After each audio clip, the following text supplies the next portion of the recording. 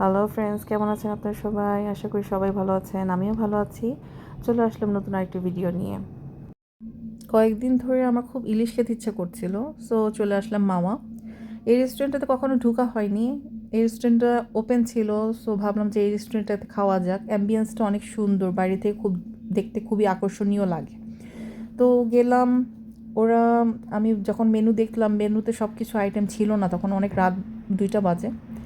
তো ওরা যেটা যেটা বললো, যেটা এটা আমাদের আছে, কম্বো আইটেম আছে, আপনারা কম্বো আইটেম খেতে পারেন। আমি কম্বো আইটেমগুলোই নিলাম। অলমোস্ট সবই ছিল, বেগুন ভাজা, তারপর ভর্তা টর্তা, তারপরে ইলিশ তো অবভিয়াসলি। আমি ইলিশের অনেক দামাদামি করেছি ওদের সাথে, বড় বড় ইলিশ, কিন্তু ওইটার সাথে ওদের সাথে আমার দামে মিলে নাই। সো আমি ওদের যে প্যাকেজের মধ্যে ইলিশটা আছে সেটাই আমি ওদের সাথে ওইখানে খেয়েছি। কম্বো প্যাকেজের ইলিশটা ভালো ছিল, আমি এক্সট্রা ইলিশ পিস নিয়েছি। আমার বেবি ছিল এর জন্য। ইলিশের পিস নিলে আসলে প্রাইসটা বেশি পড়ে আসলে। আচ্ছা, যাই হোক, আমি আপনাদের ঘুরিয়ে দেখাচ্ছি এই রেস্টুরেন্টটা কেমন। আর সার্ভিস খুব ভালো।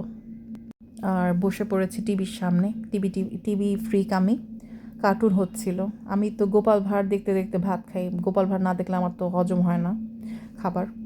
আমার বাচ্চারা অলরেডি কিছু খাবার মনে আইটেম আইটেম চলে আসছে, সব আইটেম আসেনি।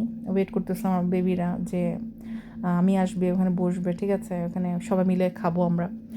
এখানে অলমোস্ট কিছু কিছু আইটেম এসেছে। আর খাবার মজা ছিল।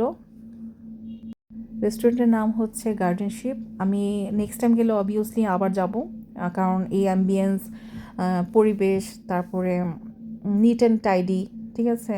আর অন্য রেস্টুরেন্টে খাই, বাট পরিবেশটা এত সুন্দর ভালো থাকে না। যাই হোক, এখানে আমার কাছে সব মিলে ওভারঅল সবই ভালো লেগেছে, সার্ভিস সবই ভালো লেগেছে।